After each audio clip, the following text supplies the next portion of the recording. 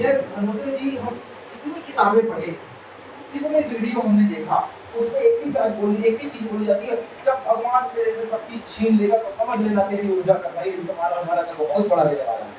लेकिन सारा जब छीनता है तो हम ही गाली बोलते हैं, साले कुछ तो छोड़ दो। हैं? सब तो लिए जा रहे हो, एग्जाम में फेल करा दिए, मार्क्स अच्छे मिल ले रहे हैं, माँ सुन ले रही है, बाप पैसा दे ही रहा है, निजी जो जिंदगी थी वो सारा दूसरे सेट हो गई, मैं परेशान हो गई। अपना तो साला क्या समस्या है यार, मतलब कुछ मन का हो ही नहीं रहा। वहां पे डायलॉग हम दूसरे के लिए मारते हैं, तेरा बुरा बोला तो टेंशन हो रहा, कुछ अच्छा हो, जब अपने ऊपर बात आती है भगवान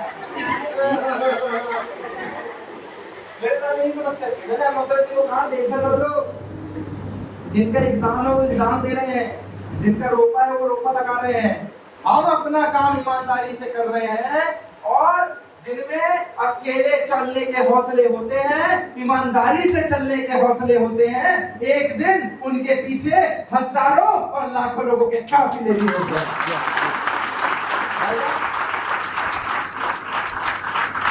मैं उसी घर के माहौल में था और मैंने सोचा कि मैं थोड़ी सी जिंदगी में बेहतर काम कर लूं। और अक्सर एक प्रॉब्लम होती है, मैंने पहले भी कहा है, धारण में आज आपको भी कहता हूं, हमारे साथ सबसे बड़ी समस्या है, मिडिल क्लास को बड़ा आदमी बनने के लिए सबसे पहला स्टेप है सपने देखना पड़ेगा। यस और नो? और जैसे मिडिल क्लास सपना देखता है तो पड़ोसी मजा लेता है। I am the example. साहब मैं अनूपपुर, मेरा जो होम टाउन है, मैं एक ऐसे परिवार से बिलोंग करता हूँ। अभी मैं आपको मेरे घर का वीडियो दिखाऊंगा, मेरे मोहल्ले का वीडियो दिखाऊंगा मैं आपको, कैसे लोगों की नाक पे दम करके रखा है। सबसे बड़ी समस्या, जब आपके समाज, आपके घर में, आपके पड़ोस में जब आपकी कोई इज्जत ना करे और उस समय आप कोई वादा करो एक दिन मैं तोड़ दूंगा, सबसे ज्यादा मजाक आपका ही होता है। सब क्योंकि खानदान में किसी ने तोड़ा ही नहीं, तो लोगों को लगता है तुम भी हवाई फायर भेज जा रहे हैं। मैं भी वही हवा खाने का शिकार था। भाई साहब भोपाल आया था कि घर के हालात सुधारूंगा, इंजीनियरिंग के थ्रू अच्छी नौकरी मिल जाएगी तो काम कर लूंगा, पर ऊपर वाले को कुछ और मंजूर था। एमपीपीईटी Madhya Pradesh pre engineering test दिया, 92.92 मार्क्स आए। उस समय भी ऑल इंडिया रैंक 23,000 के आसपास। मध्य प्रदेश का रेकॉर्डेड कॉलेज मिला, जेडब्ल्यू एडवांस निकाला बड़ा मैंने। आज भी आप देना, कई सारे लोगों के नंबर पॉजिटिव में नहीं आते। बॉयज एंड गर्ल्स, इंदौर के स्टैटफोर्ड कोचिंग से ड्रॉप आउट बंदा हूं मैं, क्लासी स्क्वायर में रहा करता था। स्टैटफोर्ड कोचिंग का टॉपर रह चुका हूं मैं। ड्रॉप लेकर पढ़ने आया था, पैसे नहीं थे, लोन लेकर पढ़ने आया था। देखो गरीब आदमी के साथ दुनिया कैसे मजाक करती है। एक दिन मैं घर में बैठा हुआ, अच्छा खासा पढ़ाई लिखाई चल रही, दुकानदारी चल रही है। भैया का एक दोस्त था, ज्ञानी आदमी हमेशा दोस्त हुआ करते, वो एकदम बूटी मारने वाला आदमी। अब वो मेरे भैया को ज्ञान देता है, क्या करना है बोलूं, बोलूं, कुछ नहीं करा, पढ़ाई करा, दुकान में बैठना, इसको पढ़ाई मत कराओ, इसको भोपाल भेजो, कोचिंग करने भेजो, इसको आईआईटी का एग्जाम निकाल देगा तो फोड़ देगा। मैं उससे पूछूं आईआईटी का फुल फॉर्म क्या है, मेरे को नहीं पता, मैं भी ज्ञानी आदमी आजकल उनकी नाक में भी दवा मेरे नाम से, ज्ञानी आदमी। उसने मेरे भैया को ज्ञान दे दिया, इसको बाहर भेजो, बड़ा एग्जाम निकाल लेगा तो करियर बन जाएगा, ये हो जाएगा, वो हो जाएगा। भैया भी मान गया, मैंने बोला भेजेगा तो भेजेगा, पैसे कहाँ से लाएगा भाई। कहता वो मेरी टेंशन है, तू बस चला जा, कैसे कैसे करके निकल जाए एक बार बाहर, यहाँ कुछ नहीं है, वही समोसा बेचेंगे, वही कोयला, वही भट्टी, वही कढ़ैया, जूठा उठाओ, जूठा धो, गिलास पेड़ देगा, साले को यहाँ रहेगा क्या। मैंने सब ठीक है, गांधी जी कहाँ से लाएगा बाहर पढ़ने के लिए। जैसे तैसे उधारी खाते में इंदौर भेजा, और भाई इंदौर बिना पैसे के थोड़ी चलेगा। 3,500 रुपए महीने का खर्चा था, जिसने ज्ञान दिया वो फरार, दोबारा आज तक नहीं मिला। ज्ञान भर देने आया था वो, और उसके ज्ञान के चक्कर में भैया फंस गया।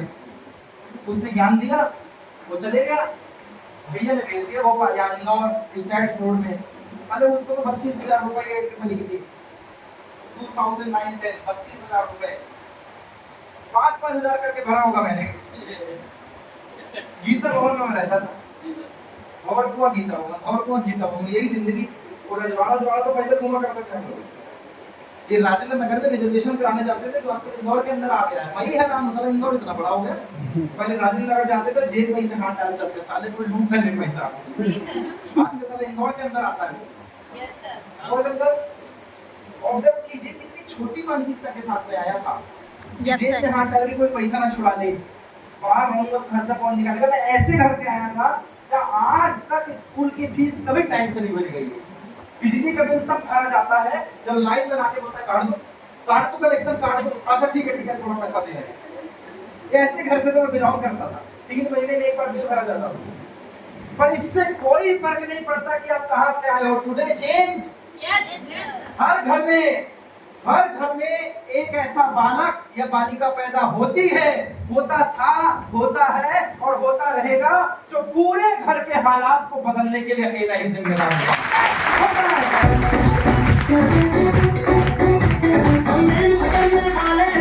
ये चुनाव है साहब, मैंने चुनाव मेरा किया था। मेरे भाई की मेहनत में कोई कमी नहीं, आज भी मेहनत कर रहा है। पर हर घर में एक बालक और बालिका ऐसे होता है, पूरे घर के हालात बदलने के लिए वो अकेला जिम्मेदार होता है। वो काफी होता है। वो काफी होता है। भोपाल आया, पैसे नहीं थे, एसबीआई बैंक का कर्जदार आदमी खड़ा है आपके सामने, लोन लेकर आया हूँ पढ़ने। और हिंदुस्तान है, होम लोन 8.5% में और एजुकेशन लोन 16%। पूछो हम दोनों एक ही बिरादरी वाले हैं। ये भी लोन, हम भी लोन, ये भी लोन लेके पढ़े, मैं भी लोन लेके पढ़ा हूँ। हाँ, लोन जल्दी मिल जाता है तो लोन लेके पढ़ाई की हम लोगों ने। और जो लोन लेके पढ़ाई करता है उसकी बड़ी दिक्कत है, वो अपने लिए नहीं पढ़ता है, वो बैंक के लिए पढ़ता है। इस हाले को मेरा तो जैसा तैसा ठीक है चल जाएगा, आपका क्या होगा जनाब यार? जब बैंक वाले नोटिस लेके घर में घुस जाएंगे, बैंक घर भेज देंगे, साले पैसा लो, बड़ा डर लगता है। बदनामी अलग होती है कि बैंक वाले क्या करने आए थे तुम्हारे घर में। इतने पूरे पैसे के हालात से निकल के आया हूं मैं। मेरे दोस्त भोपाल आया, इंजीनियरिंग की, उसी इंजीनियरिंग के दौरान मेरी मुलाकात इस ग्रेड सिस्टम से हुई। पहले तो पढ़ाई का मौका नहीं मिला, पैसे की आर्थिक तंगी से परेशान। भोपाल आया, लोन लेकर आया, फिर तंगी से परेशान। और तब मुझे कोई बताता है एक ऐसी ग्रेट अपॉर्चुनिटी है जिसमें काम करके नौकरी तो 4 साल बाद करना, उसके पहले खर्चा निकाल सकता है। मेरे तो कान खड़े हो गए। साला इतने दिन पढ़ के आया, कोई मौका नहीं दिया। कौन सा सुपरमैन आ गया जो पढ़ने का मौका दे रहा है? विश्वास करना मेरे लिए मुश्किल था, पर मुझे ये समझ में आ गया कि दिस इज एन अपॉर्चुनिटी, एक मौका है। किसान के लिए बीज एक मौका है और मेरे लिए खाना है। यस और नो? Yes sir. धान देखकर मेरे मन में क्या आएगा? चावल लिखा, खाना खाएंगे। यस। किसान के मन में क्या आएगा? खेत में डाल नया पौधा। Yes sir. किसान के लिए धान एक बीज, एक मौका है, मेरे लिए खाना है। दुकानदार की दुकान के कपड़े, उसके लिए मौका है, मेरे लिए बदन ढकने के कपड़े। है कि नहीं? Yes, sir. पनवाड़ी की दुकान में सिगरेट, चाय या पानी कमाने का एक मौका है, लेकिन दारू खोर के लिए शाम को टेंशन भगाने का एक जुगाड़।